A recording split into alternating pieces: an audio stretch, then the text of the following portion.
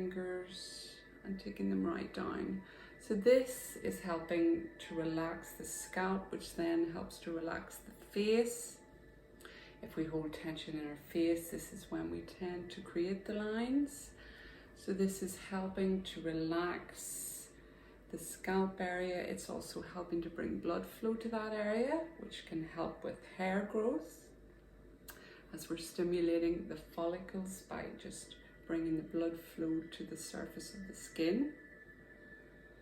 And 2 more times. So make sure you're taking it right down the back of your scalp too.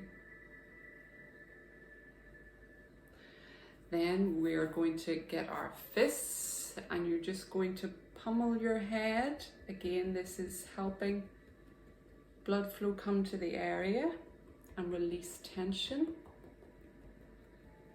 Be gentle. Obviously you want to be a little bit firm, but you don't want to be hurting yourself, obviously. And make sure you work right down the back of the scalp too, because this is where we tend to hold a lot of our tension around the back of our neck and skull there. So just work around that area, down the sides of the head.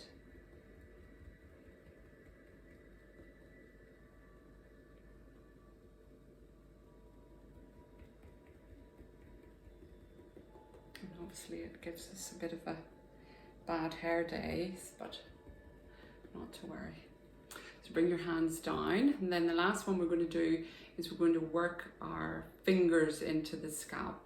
So this is a good one. If you could do this at night and have some lavender oil even on your fingers and massage it into your scalp. If you're going to get a shower in the morning, obviously, your hair will be a little bit oily, but it'll really help you to sleep, and also help get the lavender oil into your scalp and help again with hair growth and relaxing the scalp. So you're just working your fingers, massaging into our scalp. Get those thumbs right round the backs of the ears, loosening up any tension round there, right round the back of the head again, and just working those fingers in. So as I say, you could use lavender oil, you could use rose oil. It's also a nice one to use to help you sleep at night.